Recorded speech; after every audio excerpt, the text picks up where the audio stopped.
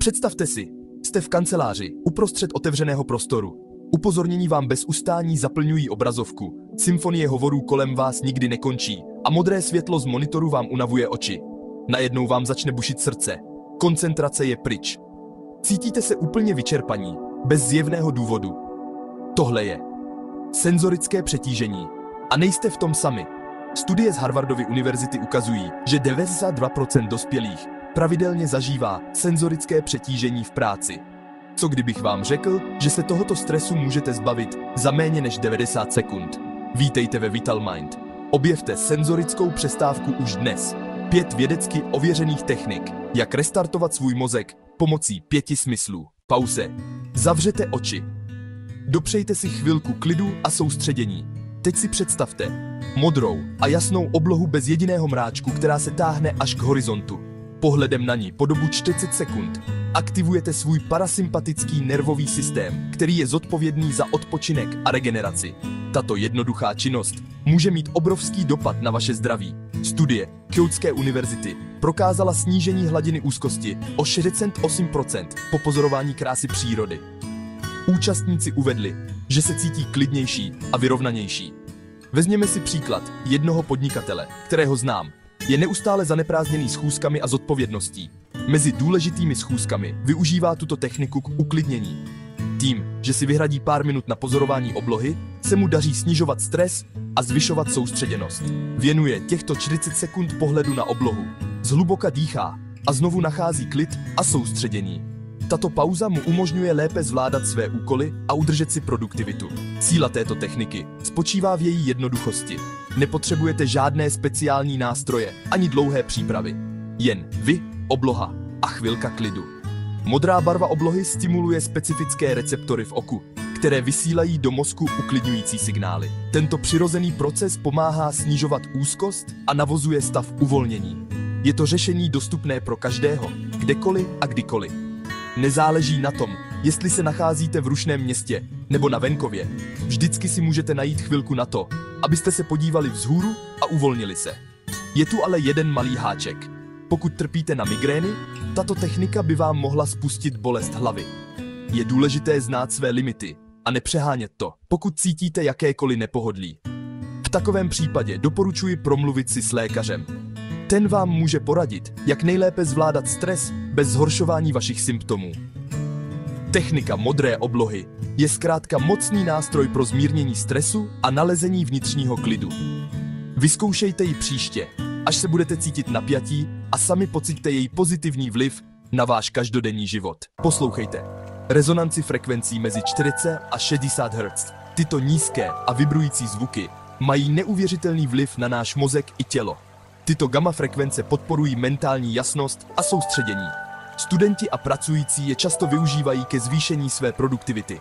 Vědci z MIT prokázali, že tyto zvuky synchronizují mozkovou aktivitu a vytvářejí stav koherence, který je prospěšný pro soustředění a uvolnění. Studie naznačují, že pravidelný poslech těchto frekvencí může dokonce zlepšit dlouhodobou paměť.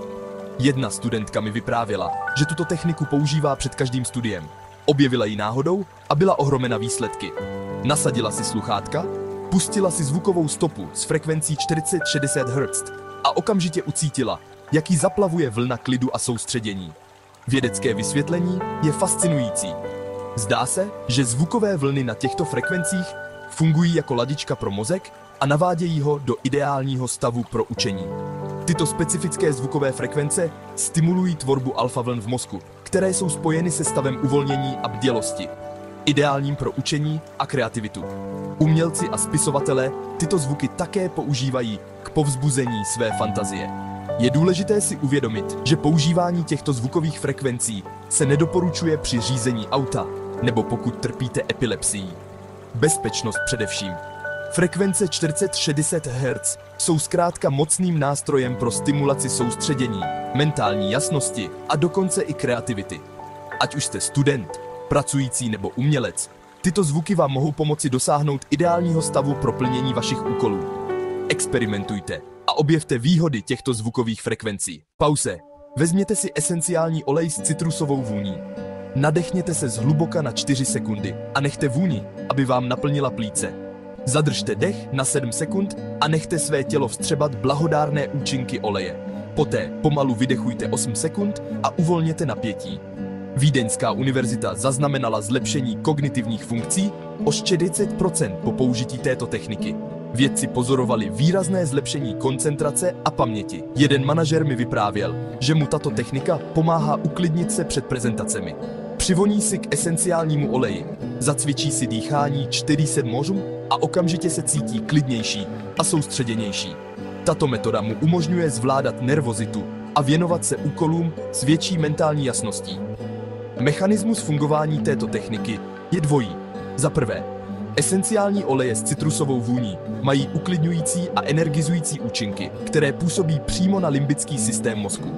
Za druhé, dýchání 4-7-8 reguluje autonomní nervový systém, snižuje reakci bojů nebo uteč a podporuje stav uvolnění. Tato unikátní kombinace pomáhá snižovat stres, zvyšovat soustředění, zlepšovat mentální jasnost a dokonce posilovat emoční odolnost. Pravidelným praktikováním této techniky můžete změnit svou reakci na stres a zlepšit svůj celkový pocit pohody. Co když ale nemáte po ruce žádný esenciální olej? Žádný problém. Můžete si jednoduše představit vůni citronu. Vizualizujte si ho, vnímejte jeho svěží a kyselou vůni a nechte svou mysl, aby si tuto smyslovou zkušenost znovu vytvořila. Aromatické dýchání 4-7-8 je zkrátka mocná technika pro zlepšení vašich kognitivních funkcí, zvládání stresu a podporu klidu a soustředění. Vyzkoušejte ji ještě dnes a pociťte ten rozdíl. Pauze.